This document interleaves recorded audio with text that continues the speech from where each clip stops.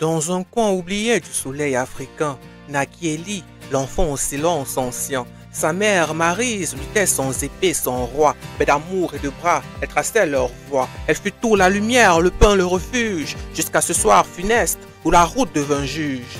Alors il partit errant son chemin, avec un sac maigre et la rage dans les mains. Il fut serveur, porteur, vendeur de rien. À chaque pièce, il sculptait son destin. Il apprit à lire l'ombre sur les étals, à écouter les vieux, à saisir le bal. Puis il osa le commerce de sa rédemption. Il bâtit son nom dans la discrétion. La ville l'accueillit comme un fils valeureux. Et bientôt de Chine, il ramena à ses voeux.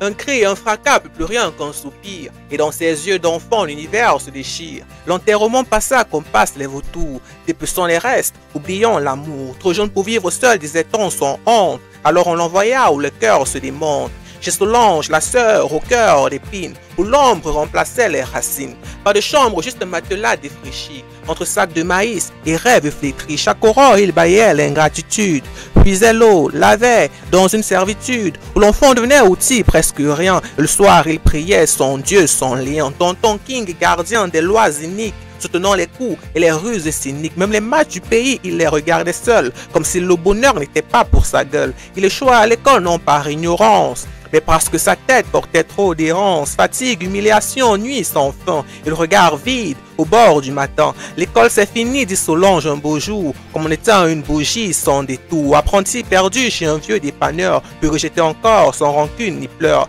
Buvant le coup de grâce, absurde et brutal, 300 000 francs, un vol sans morale, sans preuve, sans voix, sans défense ni loi. On lui cracha, tu vis grâce à ta mère, pas à moi.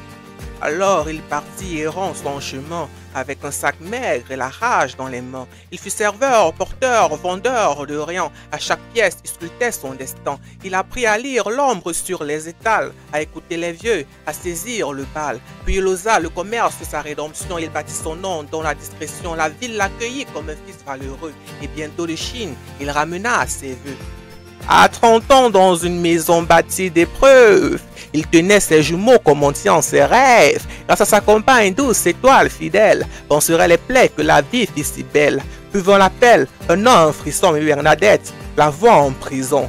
Et là, face à lui, le passé assis, Solange amaigrie, honte au bout du sursis. Elle parla, elle pleura, elle avoua que la haine fut un poison qu'elle buvait en soi, que c'était son fils, le voleur dans l'ombre, et qu'en elle, Maryse, vivait comme une tombe. Il ne cria pas, il ne versa rien, le silence son dernier lien. Il partit, mais 2 semaines plus tard, il envoya des vivres, comme on rend un regard, et paya l'école aux enfants de la haine, sans réclamer justice, sans nourrir de chaînes. Et chaque mois, il sauva sans bruit la grande-mère oubliée au fond de la nuit. Mais jamais il ne revint, car pardonner n'est pas revenir. Il offrit ce qu'il n'a jamais reçu et pardonna ceux qui n'y avaient jamais cru. Alors il partit errant son chemin, avec un sac maigre et la rage dans les mains. Il fut serveur, porteur, vendeur de rien. À chaque pièce, il sculptait son destin. Il apprit à lire l'ombre sur les étals, à écouter les vieux, à saisir le bal. Puis il osa le commerce de sa rédemption. Il bâtit son nom dans la discrétion. La ville l'accueillit comme un fils valeureux. Et bientôt de Chine, il ramena à ses voeux. Plume d'âme.